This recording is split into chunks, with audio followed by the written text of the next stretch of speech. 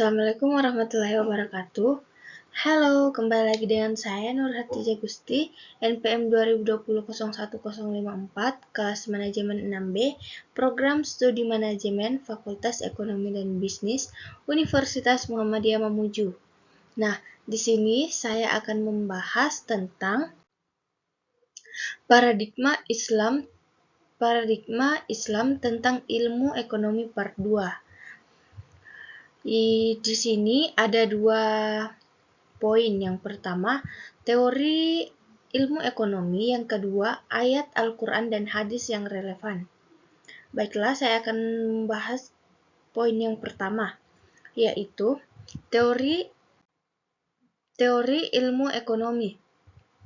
Teori ilmu ekonomi secara umum, yang pertama, ada teori permintaan dan penawaran, teori produksi dan biaya, teori perilaku dan konsumen, teori pertumbuhan ekonomi, teori keuangan publik, teori perdagangan internasional, teori perusahaan, dan teori makro dan mikro. Nah, poin yang kedua yaitu ayat Al-Quran dan hadis yang relevan.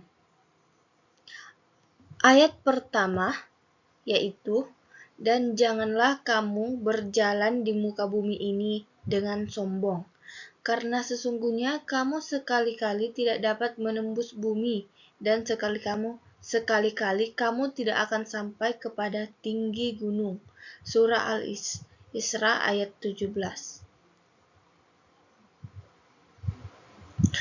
Ayat ini mengingatkan manusia untuk tidak sombong dalam kekayaan dan kemampuan mereka, serta untuk tidak berperilaku berlebihan dalam pengeluaran. Nah, ayat yang kedua yaitu Surah An-Nisa ayat 5, yang artinya, dan janganlah kamu serahkan hartamu kepada orang-orang yang belum sempurna akalnya, dan berilah mereka nafkah dengan mengeluarkan sebagian daripada hartamu dan pakaianmu yang baik. Katakanlah kepada mereka perkataan yang baik. Ayat ini memberikan petunjuk tentang pentingnya memberikan nafkah yang wajar kepada mereka yang membutuhkan, serta memberikan pengeluaran yang bertanggung jawab. Hadisnya yang pertama, Rasulullah SAW bersabda, sebaik-baik urusan adalah yang paling mudah dan ringan. Hadis ini menunjukkan pentingnya efisiensi dan kesederhanaan dalam urusan ekonomi, serta menghindari pemborosan dan pembebanan yang berlebihan. Yang kedua, Rasulullah SAW bersabda, dosa pertama yang akan ditanyakan kepada manusia pada hari kiamat adalah mengenai darah. Hadis riwayat Bukhari.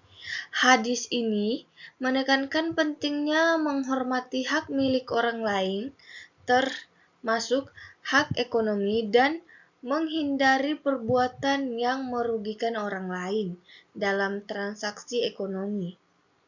Nah, yang ketiga, Rasulullah SAW bersabda, sebaik-baik penghasilan adalah hasil usaha tangan seseorang.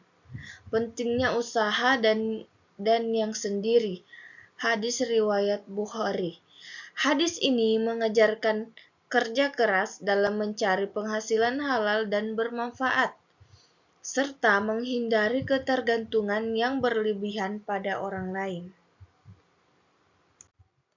Nah, baiklah, itulah tadi pembahasan materi tentang paradigma Islam tentang ilmu ekonomi. Jika ada salah kata atau salah ucapan mohon dimaafkan. Wabillahi taufiq wal hidayah. Wassalamualaikum warahmatullahi wabarakatuh.